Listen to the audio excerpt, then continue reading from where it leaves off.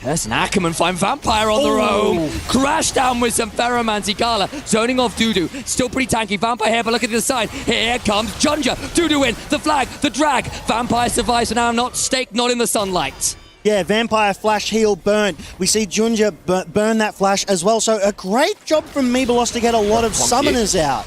My days, that was close. The ball just went wide, and your former CFO boy is not having the easiest time here. At least it's staying even with the CS. Curse looking for the invade on the respawn of these Raptors and gets it. They go in. There's the crash down. Damage onto Vampire. He's fleeing from the unspeakable horror. GALA goes in with the arcane shift. Went Ackerman's next Q. Flash away from Ackerman. And GALA keeps on rolling forwards. Lethal tempo stack, but can't commit any further. The flash is down. Junja's still chasing here. I don't think he's going to have that much more he can do. The Scuttle Crab has spawned. Ackerman here with Dudu. I don't know about this, Junjia. MIBR have the numbers. They're chasing Junjia out of the forest jungle here. Well done by MIBR. What a great sequence of plays. MIBR aggressed onto JDG, forced 3 flashes out of them, so they knew that they could take this jungle from JDG. JDG didn't want to let it happen. They came back to meet MIBR. They get first blood on MIBR with the bounty gold and make good their retreat. All you analysts at home, go look over the past 5 minutes, because it starts before this burning the flashes. They re-invade onto the Raptors, and this is the chaos that unfolds. They have the summer advantage to work with. That's it. Summoners can be life or death. As we go back to this top side, Zest retreating from what was doubtlessly a play onto his life. Ackerman, though, in the area to respond. Xiaoxu's going to need to respect this, looking for a play. And he's got level 6 right now. That means he can get so very angry indeed. He's undying with his rage. He flashes over the public execution, but doesn't get the kill. The ignite's not enough. And Xiaoxu shuts down the Tryndamere. Yeah, that level 6, so important for the play. And MIBR Curse in the area, though. I think they've overcommitted. They need to kind of just clear this wave, back away, and call it what it is. A lost fight as we go 1-1. Oh my gosh, some of these fights, I don't know if they're going to turn into something real, especially when Xiaoxu's so low. But let's take a look at this one again on that top side. As we saw, Zest hitting that level 6 in the middle of the fight, able to extend it out. Buffers Xiaoxu's ultimate. I actually think he flashed the ultimate there. He did, yeah. Able to dodge it. And then the kite out by Vampire. You can't catch me, Xiaoxu, able to take Zest down. And despite not hitting the ult from Xiaoxu, he's still just got more HP to work with. Ackerman out of cooldowns, and it just meant things got a little bit too challenging. They tried to play around the fact that Zest was about to hit 6 and just didn't end up working out that well. Something I want to call out here is Dudu's actually building a healthy lead in CS over GALA. Very true. All of this skirmishing, all of this fighting is leaving these 2 bot laners alone, and Dudu's liking this fight. He's taking away that gold lead. Right now, 400 over to the face of MIBR, but the first Drake of the game, an Ocean Drake, has spawned, and JDG are the ones with vision control. But sports come roaming on in, the shockwaves there, HongQ stunned up. But HongQ presses R rather than Q and gets the kill. Yeah, Junjia here, though, has shown up. All right.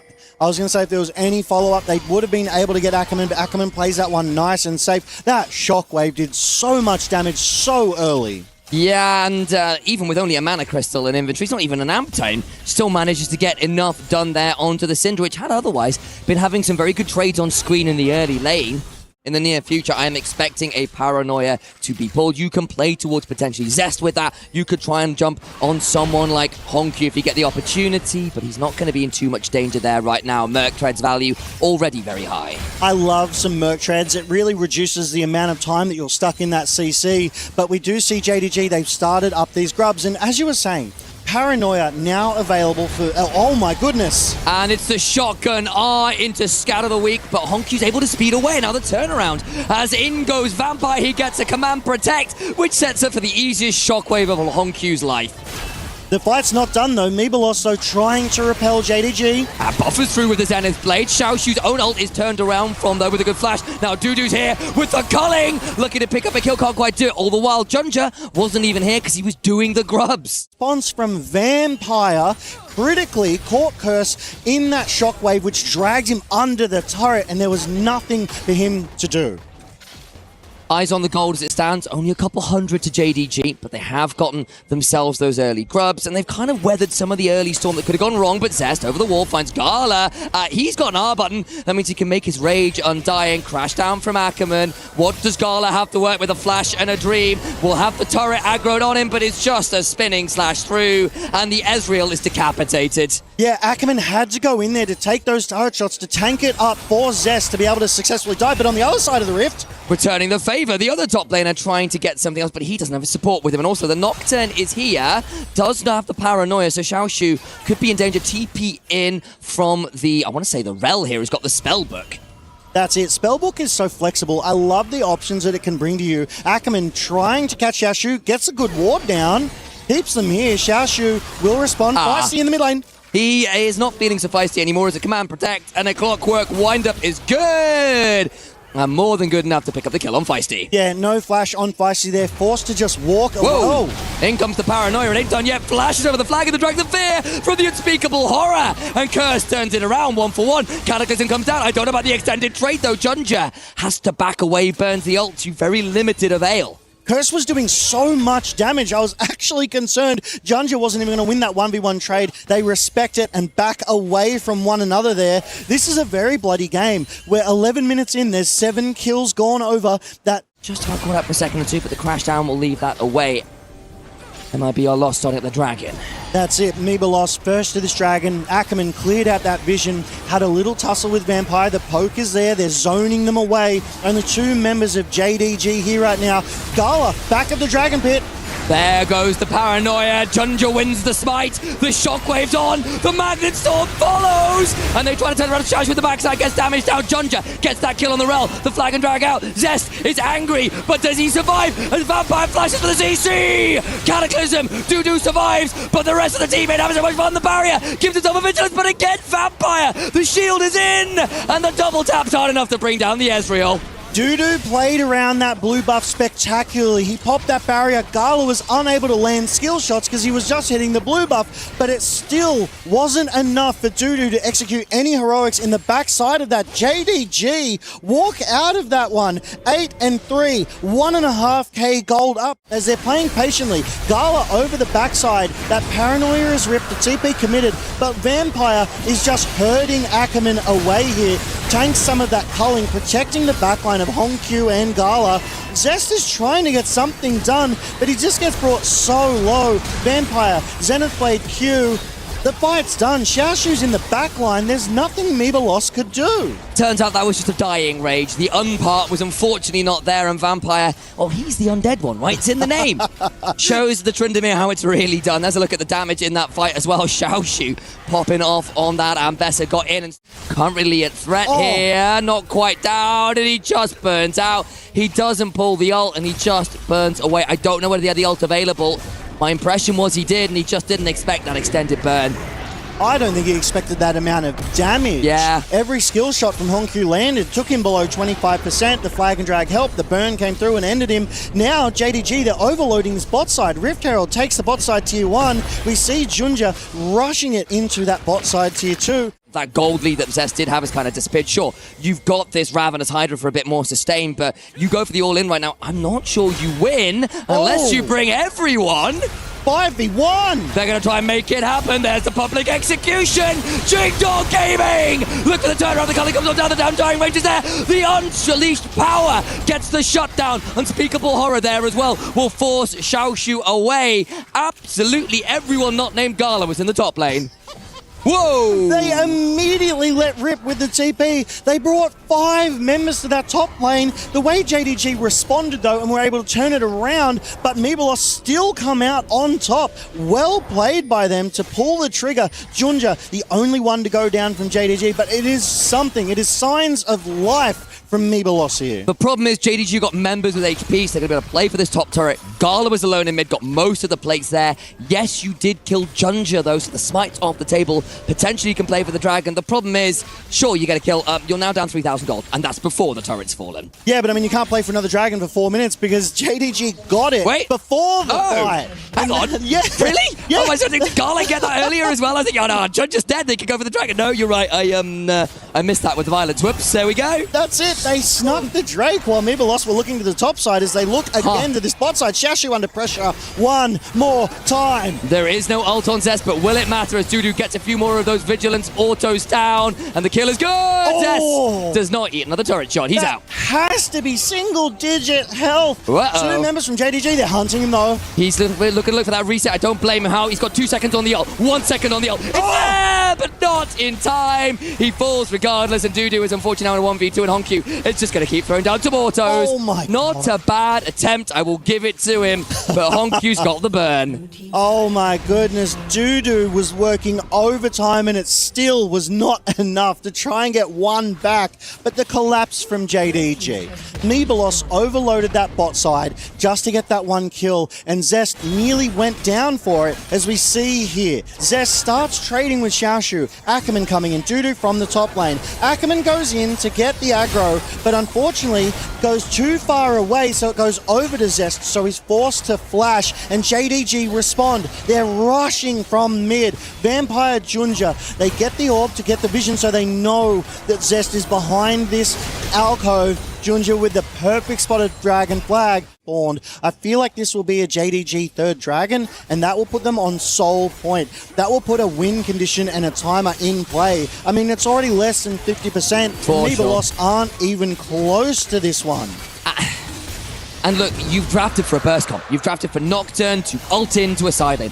As there's a play from Vampire, that's very deep, but he's pretty tanky. Paranoia proc, there's the Magnus top. Look at GALA on the other side, throwing out some mystic shots. Curse, need to back away, stays alive for now. Xiaoxu trading with Zest. All the while, the public execution puts Lucian in the morgue. Curse taken out as well, and Jingdong Gaming take no prisoners. They only take lives, as Oriana does die. A few pages torn out of the book, but it will matter not in the grand scheme of things. 3 for 1 over to JDG, and we are in the year of 2026.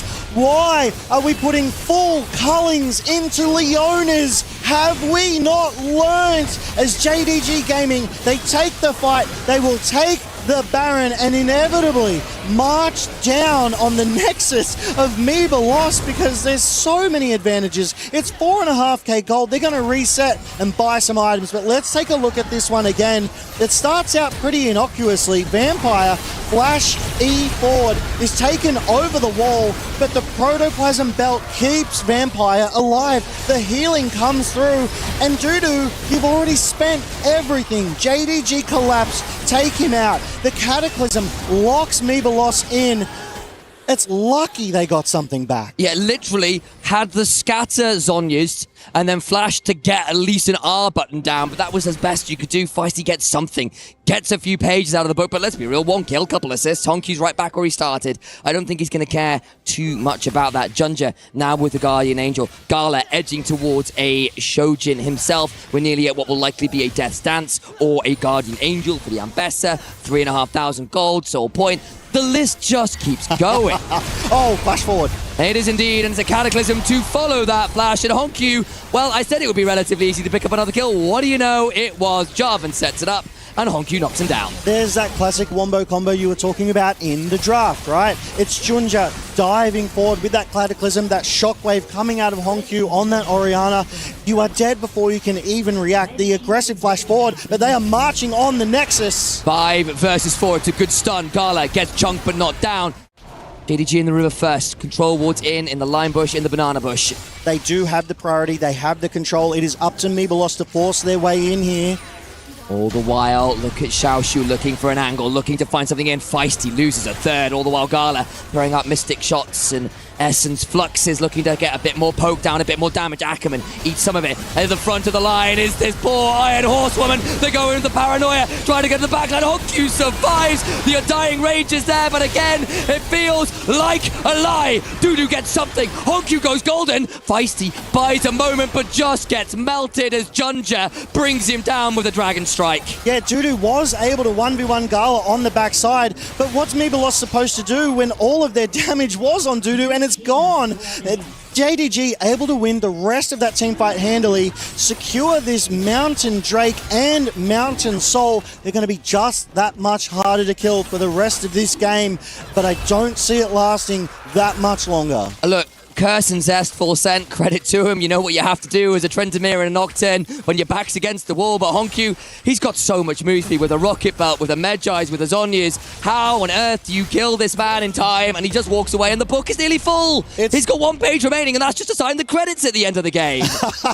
There is no more after that 25th page. The story will finish right there. JDG stealing away the jungle of MIBR. As we go to this again, it was a sort of extended trade here. They're poking, prodding, trying to find a way in to prevent JDG from getting this Drake as Feisty goes low, and it feels like JDG earned themselves the advantage. MIBR though, they understand the importance, the criticality of this Drake. Xiaoxu finds a way onto Zest, and Vampire does such a good job holding Ackerman away that the fight around the Drake is so heavily one-sided.